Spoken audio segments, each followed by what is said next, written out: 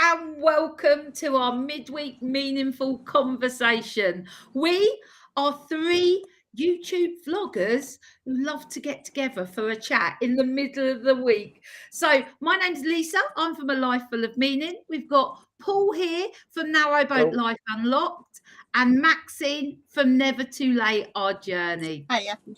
Welcome, welcome, welcome.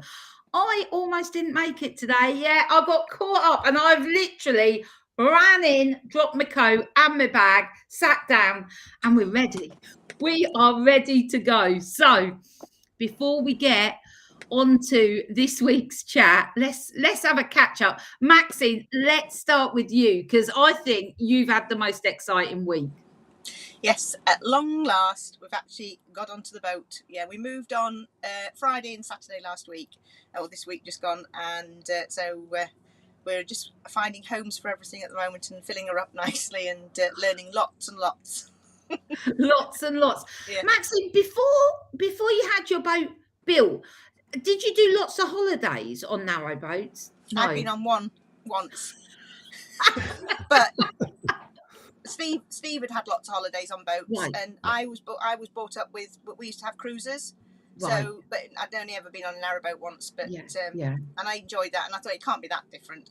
No, and it's not really. It's just, I mean, we always have big cruises. We used to have lots of space. That's the only difference. It's just getting used to, So. Oh, well, congratulations. Congratulations on your new home. And I had never been on a narrowboat when we brought our first one. I'd not even stepped on foot. I was like, let's live on one of those. And we did. So, So, excellent. I'm very, very excited for you. It really is an exciting time. So, fantastic. So, your whole week's been taken up with just moving stuff in and learning about your boat.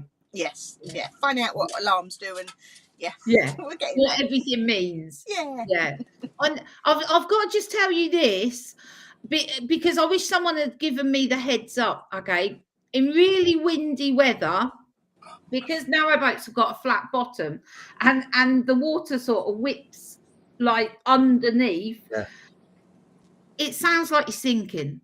I woke up one night convinced we were sinking and made Glenn check the whole boat, and then I sat up for the rest of the night because the glug glug glug glug glug glug sounded as if we were sinking. If you ever hear that noise, don't worry. That's what we heard. We've heard that this morning. We thought water was leaking somewhere. I've heard the same thing. Can you hear water? And he says yes, and I bet that's what it is then. Definitely. Phew. Okay. Paul, how has your week been? Oh, it's been quite calm, really. I've had no shows for a week, which has been nice. We've enjoyed time on the boat. We're next to our friends who've got the sweet boat, and they're opening up at the weekend. Hurrah! Joy! My quarter of bonbons, I'll be straight in the line. I'll be the first customer. And also today, I officially got our roving traders license. So we're now officially allowed art, and I've been getting ready bits and pieces to display the art on the side of the boat. That way, I may even open this Sunday. Yes, if anyone's in the Fowleridge area. That is so exciting, Paul. Have you got like a stand to go on the side of the boat? How are you going to display your art? Yeah, well, talking to Paddy, because he's very experienced with his sweet boat, he was giving us lots of ideas. So basically, I've got some battens of wood that will attach to ropes and then strips across a bit like the edge of a carpet, like a plastic tile grip, so that I can just slide the artwork in, so it can just be displayed on the side of the boat, hopefully. And, like a floating gallery. You Anthony got bought me a cash box. Anthony bought me a cash box, and I'm like a big kid. You know when you get one of those little toy tills? You're just playing shops. Oh, I love it. That is brilliant. I might just sell the artwork for £4.44 so I can count out the change. You need a proper till, don't you? That does that whole ka-ching. Yeah, love it. Oh, well, that's very exciting. That's very exciting. What have I been doing since we last spoke? Well, we went to the boat and we did loads of cleaning. We both got filthy. Like Glenn was just like head to toe in like oil and but it was good. It was the first time I was back on the boat since the very first time we'd seen it. And I stepped on board and I was like, oh, it's a lot smaller than I remember. Still loved it though. Still loved it. So there's I like the look of your boat. Yeah, I love it. I love it. I can't wait till, you know, once I know everything's clean, I can then do stuff. Do you know what I mean? Yeah. So that was good. And then on Sunday, this was a complete surprise to both me and Glenn, actually. We didn't think of it until Saturday night. Glenn said, what are we doing tomorrow? And I was like, do you know what? I think my diary's empty. And Glenn says, so's mine. And we were both like, what? We haven't had this happen for a long time. And Glenn said, do you fancy a road trip to go up and see Louise and Dave from Narrowboat Changing Pace? And I was like, yes, I do.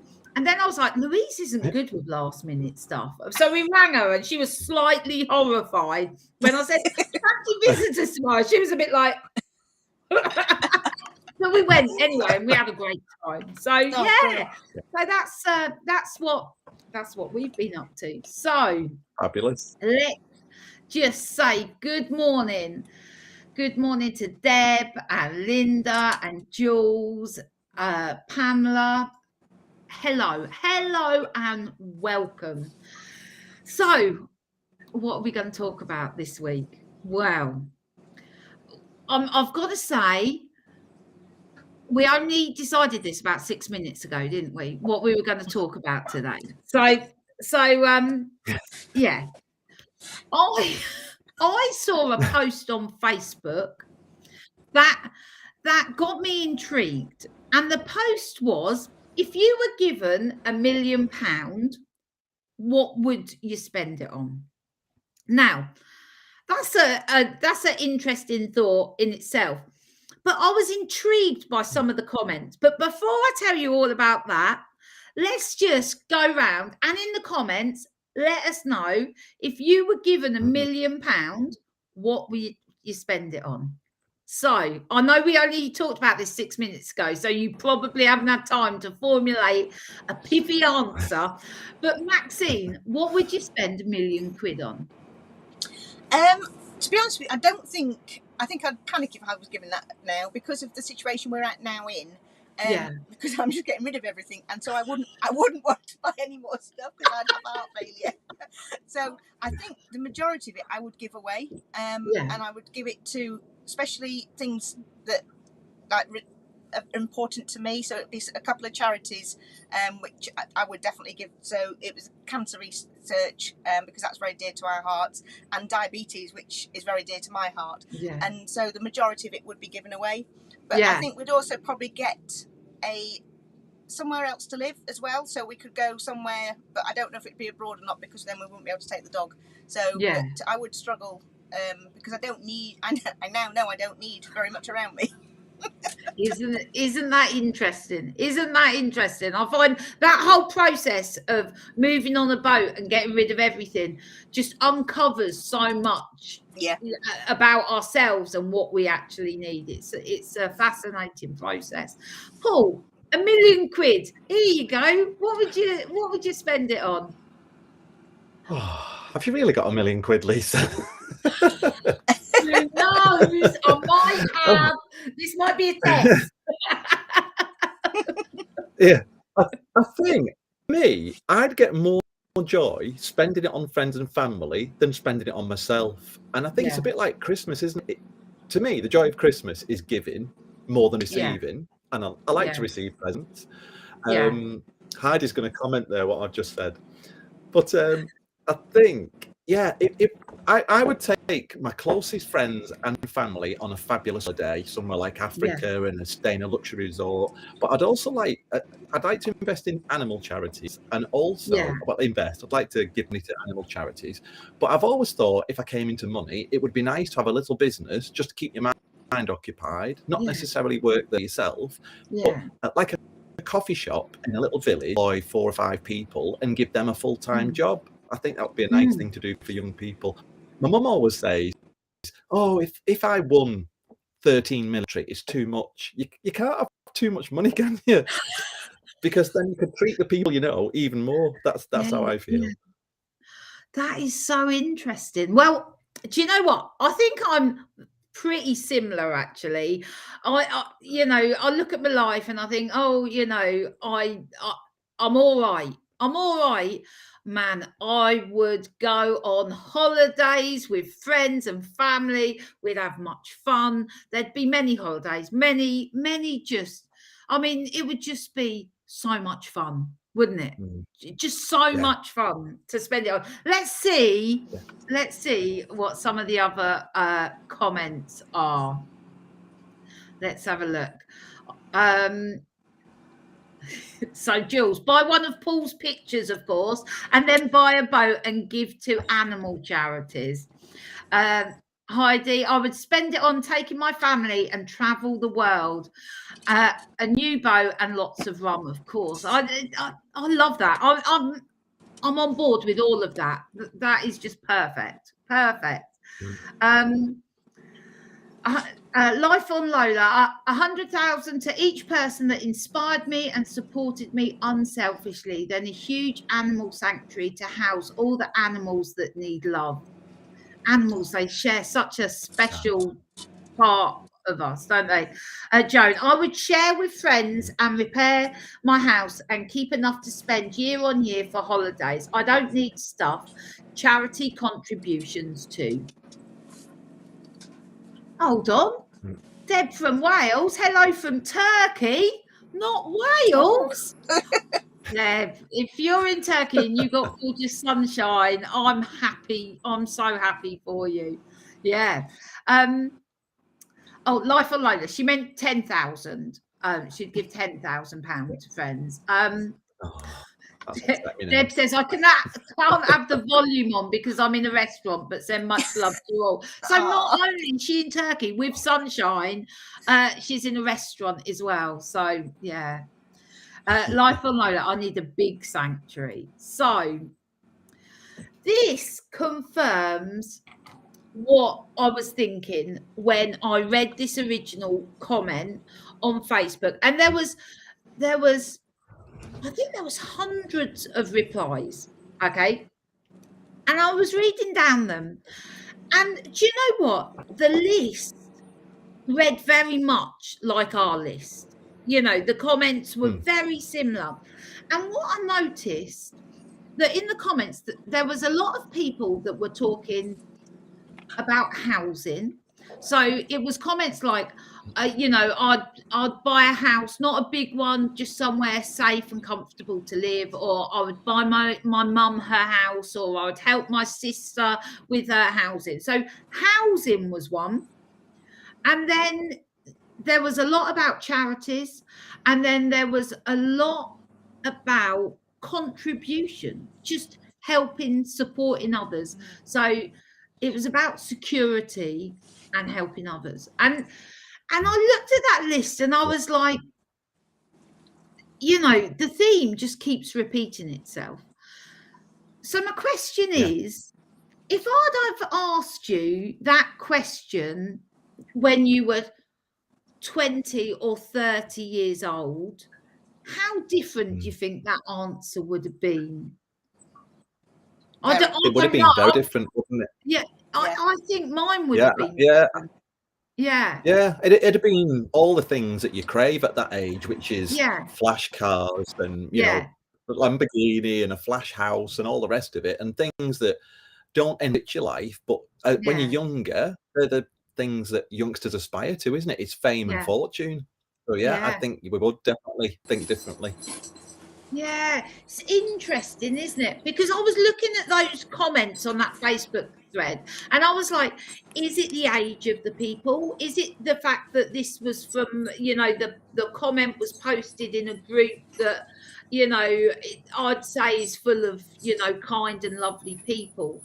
But I do think age is a big impact. As we change, the stuff that we want to spend our money on is different. Or do we just realize, like you've said, Maxine, that actually what we actually need is way less than what we. I think your values change as well. So what you actually value in life is completely different. Because I know mine certainly is over the last even probably 10 years. But yeah, definitely went from when I was 20 or 30, I'd want a flash sports car, a big house, and lots of designer clothes and things like that. Yeah. No, and that's so now. Yeah, that's why I know totally different from now. It's just making other people happy and giving, and just as long as you're comfortable and you've got the life that you want to live, and then do what else you can to make everybody else's life comfortable. Yeah. Would you agree with that, Paul? Yeah, definitely. Yeah. And I mean, you made a good point then. I can't. I've lost it now. Let me have a look. Let's have a look. Yeah, definitely right, Maxine. I think your view on life. I mean, as we get older, we realise what's important to us, and as we lose loved ones, we realise that that's what's important to us, isn't it? It's friends and family. It's the richest thing you can have. I know it sounds a bit cliched, but I wouldn't give up friends and family for anything, really. The ones that you love. No. Yeah. Yeah. This is that was it. Joan, sorry, Lisa. It was Joan who said becoming a millionaire used to set you up for life, but not now. So yeah, as we were younger, that you'd be able to retire at whatever age, but it wouldn't last long these days, would it? No, it wouldn't, would it? Like Pamela makes a great point here. Here we go. I want to apologise to Pamela. What's that? I want to apologise to Pamela before you read this out. Go on then. Go on. Go on, you read it. Okay. I worked for a multi-millionaire and he was the most miserable man you could ever meet. I was his cleaner for 10 years and he never hardly spoke. I'm sorry, Pamela. Is Pamela your cleaner, Paul? I wish. Just having a cleaner would be nice, wouldn't it? Yeah. Oh. It just goes to show, doesn't it? Money doesn't bring happiness. I think if you're a miserable person and you've got lots of money, you're just going to continue to be a miserable person. Yeah. I once heard a comment or read it or heard it, and it stuck with me for years. And it said, money's like a magnifying glass. Yeah. So basically, if you're happy with life, like money, and you've got money, it'll be a magnifying glass and you'll just feel happier. If you're miserable and unhappy with life, the magnifying glass that money is, that will just make you more miserable. So do you know, I've just seen a message from Carol there about values. And actually, it would be great to do an episode on values, because I think it's really interesting. Carol's put, the core of my values haven't changed since I was young. A tribute to my hardworking parents who taught us right from wrong and put us first. I do think that some of our values are steadfast, don't you? The things, for me, it's like authenticity and honesty, and I think they're the two. And I didn't actually recognize them for what they were when I was younger. I didn't think, authenticity is important for me when I was in my 20s. I didn't even know what the word meant. But I think our core values, some of them stick with us, but the things, some change, or we just develop them or understand them differently. So yeah. So let's Spencer said that he'd buy a cottage in the middle of nowhere, a narrow boat, enough to give up work I do now, and the rest to his daughter. That's lovely. Linda, donations to church and Christian high school where our kids went, pay off house mortgages and school loan for immediate family, set up college funds for the grandkids. Is there any left? But all of them, it's about security, about where we live. If we're safe and secure in where we live, I think it sets us up, doesn't it? If we're happy where we live, if we feel safe and secure, the thought of living in a big house now, it just does nothing for me. It really does not. Yeah, I just think of all the cleaning. You know, I just think of how long I'd be having to clean stuff. So there's another question, and I love this game, right? If there was a drunken conversation, it's got to be about 6 years ago. About 6 years ago with some friends. And I remember this conversation. It's one of those conversations that you have that you remember for a really long time. We was in a pub on a Saturday afternoon and with some friends. And I'd heard the concept of Millionaire. What was it called? Millionaire. It wasn't Millionaire Mindset. Oh man, I can't even remember. Basically, let me explain it. So the idea is we have this thing that we like to be a millionaire, but actually there's things we could do that would make us feel like millionaires that are completely in our reach on a daily basis, right? So he's being a millionaire over here, and here we are down, here miles away, and we think we'd never get there. But there's things that we could do that would just like not millionaire habits, but like our millionaire lifestyle hacks, if you like. So my friend, for example, said she loved wearing new socks. She was like, there's nothing like the feel of putting on a brand new pair of socks. Then we were like, it's not very environmentally friendly, but I was saying, in Primark, you could buy like 100 pairs of socks for a tenner or something like that. You could have your millionaire lifestyle right now. You could have fresh socks every day. So that whole, if you were a millionaire, what would you do?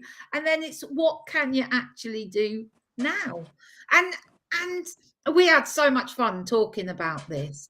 So can you think of anything that you do as a millionaire that you could actually do if you wanted to right now? I've got one. Shall I tell you mine? Mine is, I think I've mentioned this before, I absolutely love the smell of a new book. So it's just like, it just takes me back to being a kid. I think at Christmas, because my mum and dad were quite heavy smokers when I was younger. So I didn't realise at the time, but probably the old house and everything smelled of tobacco. So when we got a Christmas present and it was a new annual or book, it was like, it's the nicest smell in the world. Yeah, and I still love getting books, and that's the first thing I do is smell. Am I weird? So I would order books, read them, and then pass them on to friends and family. Or if I wasn't going to run out of money, I could just sell them afterwards. Sniff them. Freshly sniffed book for sale. I'm getting one going red. I used to love the smell of the catalogues. Do you remember the catalogues, like Kay's catalogue and that? And I don't know whether it's the print or the glue. Oh man, you'd open those and I'll be like, oh man, that was a good smell. Oh, I love that.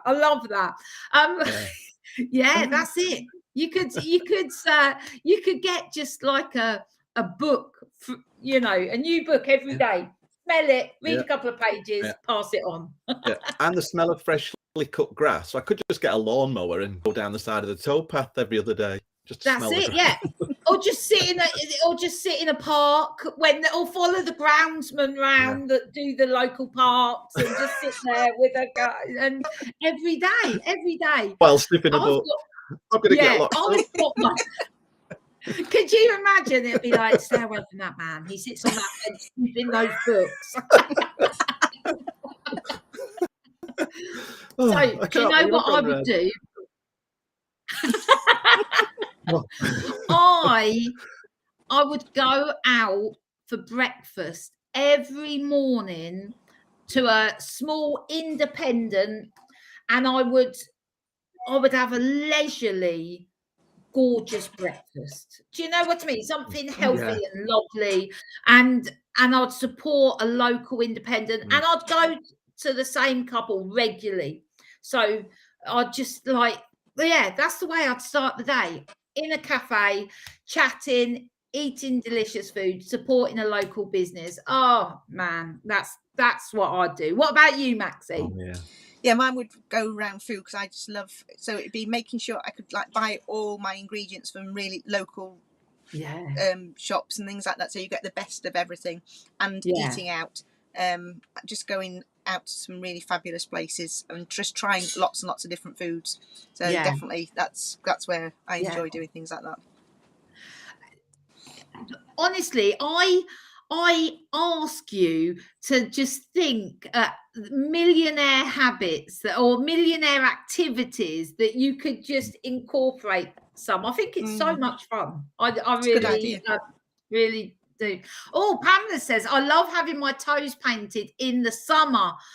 I love having my nails. I love a pedicure. Oh, I'd do that as well. That's one. That's Isn't it funny as well that a lot of the things that I think about if I was a millionaire, it's saving time. So if you could have somebody to clean and do your laundry and do your shopping, that would be great, wouldn't it? And in a way, this sounds really like we used to be millionaires and we weren't. I remember feeling like, I paid somebody to clean the house. And we had a hot tub in the garden. And it was our one luxury. And I sat in the hot tub and knowing that my food was going to be delivered that evening, and I just felt like a millionaire because it's just everything was done. Like you made it. You made it. Life don't like get much better. It's like £4 to have your food delivered, 20 quid to clean your house, and I felt like a millionaire that day. Great. Oh man, that's good. That's good. Carol's put that she loves new socks too. They're a rarity when I was at school. I was so happy when my mum took me for those new white knee socks. Oh, we all remember those. Deb says she'd go to the blues music festival around Australia. Little old me, this is a good point. This is a good point. I think we're all millionaires as long as we wake up every morning. Well, when we wake up, that's a good start, isn't it? Yeah. There's some great ones here. Joan says, I'd like, this is one I'd like as well. I'd like a regular seat in a West End theatre and concert tickets with a chauffeur-driven service. Oh, I love going to the theatre. Oh, man. That's I love that. I booked some theatre tickets a couple of days ago for something next month. Oh, I'm so looking forward to it. I'm so looking forward to it. Oh, so money. What's it all about? So do we think we don't need £1 million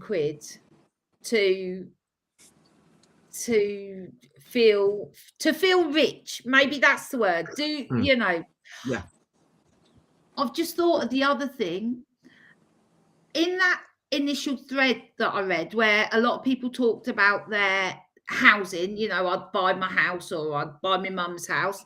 The other thing, and I can't believe I forgot this, was time. So people were saying, I would just have a small part-time job, or I would volunteer at this instead of working. So time was the other one. And I think you said that, didn't you, Paul? That like quite often the money is useful to pay people for the things that you don't want to do. So you've got the time. Yeah. And it's weird because I mean, we've bought houses for ourselves, myself and Anthony, over the years. We've had 5 houses, and every time we've moved, we've painted and decorated ourselves. Well, I've done most of the painting and decorating, to be honest. Right. And then I've completely landscaped the garden myself, and we've hired a van to move all the stuff. The last time we moved, just before we moved onto the boat, we paid a painter and decorator before we put the house up for sale, and it was the best money we'd ever spent. And it was so nice just for once to let somebody else do that work.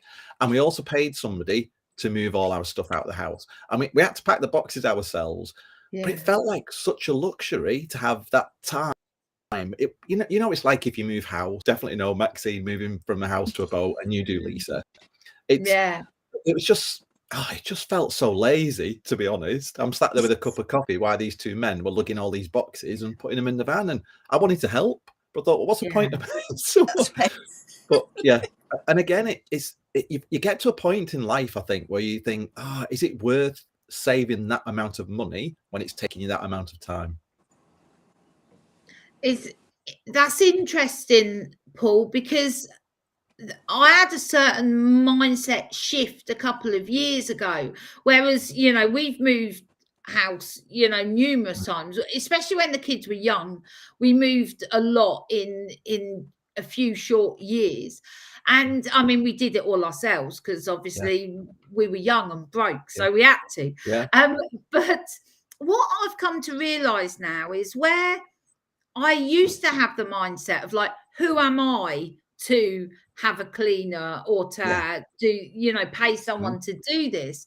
And now in my brain, I think how lucky I am to be able to support somebody else's business.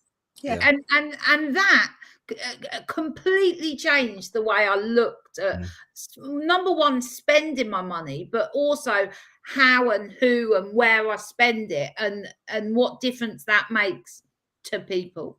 So that's a really good way of looking at it. It is. And giving you that time to enjoy yourself and fulfill what you want to do as well, isn't it? It's giving you that extra things to do.